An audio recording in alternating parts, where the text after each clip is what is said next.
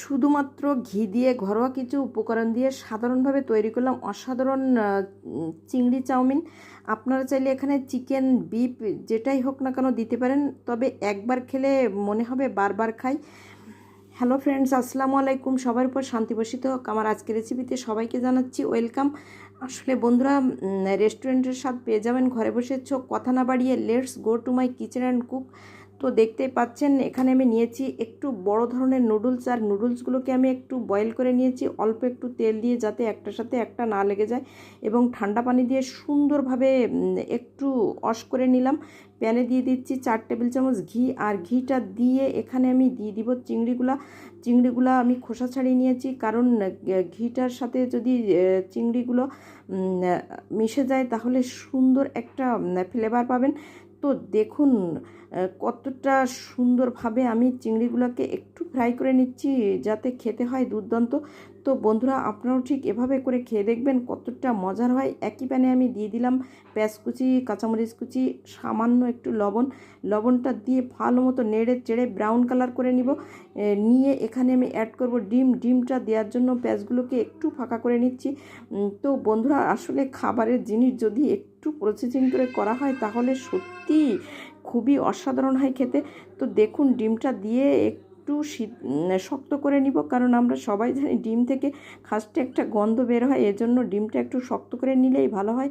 তো দেখুন ডিমটা দিয়ে এখন আমি সুন্দরভাবে একটু ভেঙে চড়ে নিচ্ছি। এবার এখানে আমি দিয়ে দিব একটু মশলাটা দিয়ে ভালো মতো নেড়ে চেড়ে ভালোভাবে এখানে আমি দিয়ে দিব সেই সিদ্ধ করা নুডলসগুলা দিয়ে ভালোভাবে নেড়ে চেড়ে এখানে অ্যাড করব চিংড়িগুলা দিয়েও সুন্দরভাবে নাড়াচাড়া করে নিব।